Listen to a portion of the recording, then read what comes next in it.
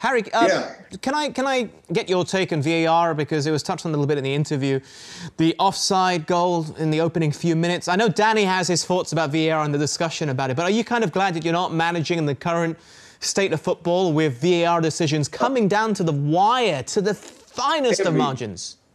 Every time there's a goal, you sit there and you wait. You wait and you wait. Something was going to happen. Uh-oh, we're going back. We're going back. There was a handball. There was an offside by 2 inches. I mean, it's frightening, really, isn't it? When the fans are in the stadium, the fans, when their team scores now, they'll stand in silence. They'll just stand looking.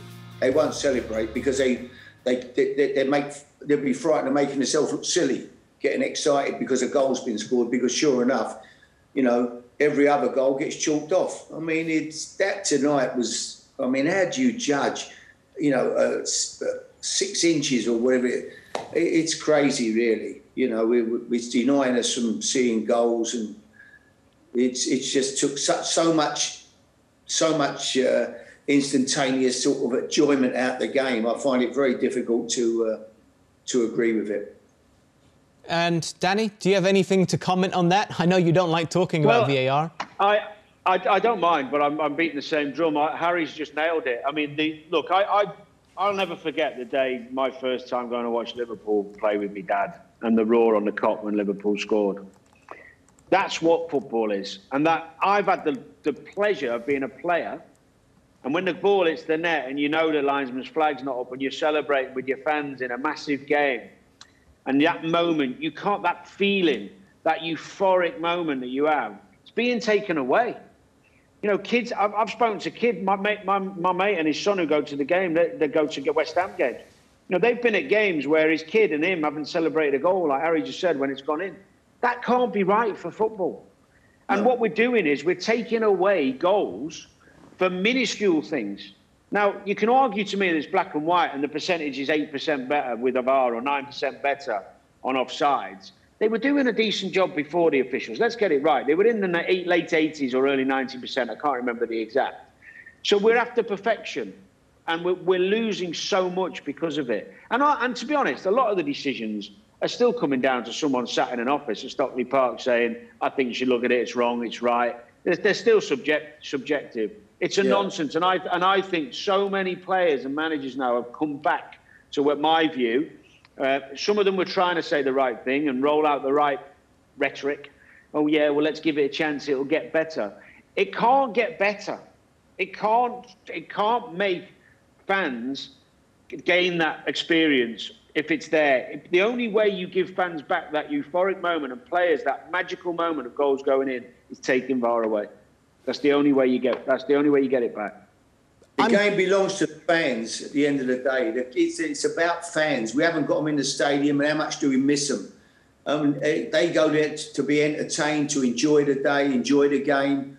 They don't, you know, I think everybody's getting fed up. You know, a great goal tonight, Son scores. Oh, my God. Oh, hang on, what's happened? We all go back again. You know, I just think it's taking the enjoyment out the game for the most important people of all, and that's the supporters. If VAR, I don't know if it will be ever taken away now that it's part of the game, but what about a sort of meeting in the middle? Do you know what they do in the Eredivisie, Harry? Do you know how they implement VAR technology there?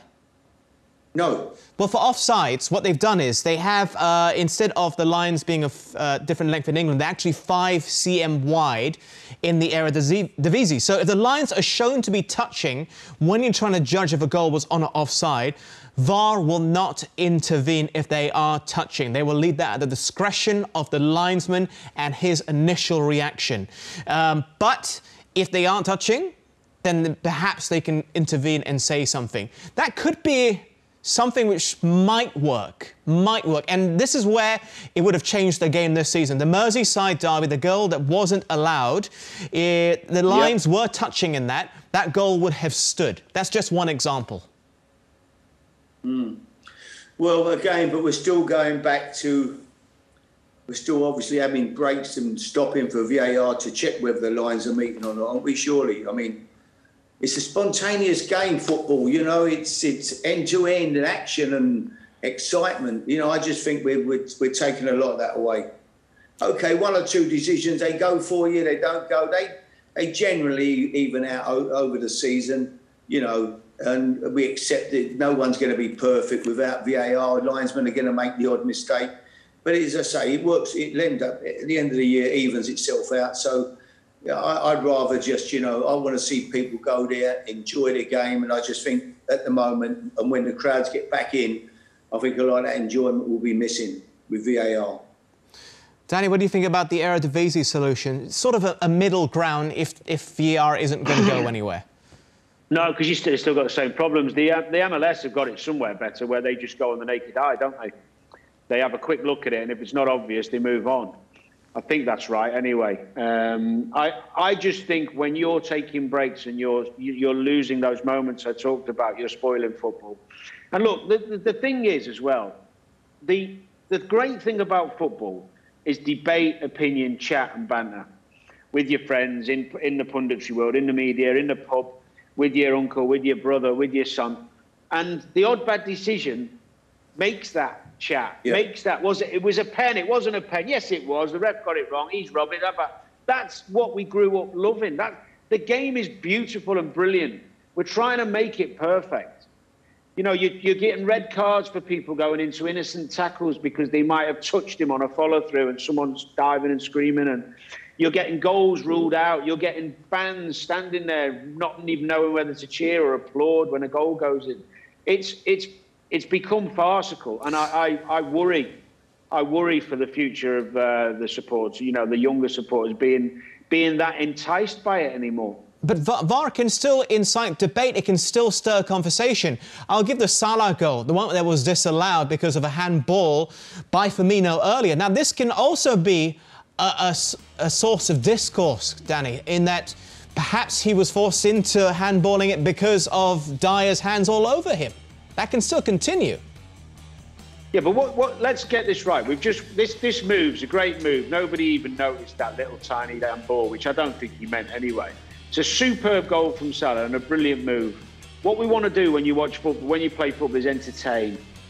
It's an entertainment business where fans come in and pay lots of money to watch their team play, watch goals go in and watch the best players play.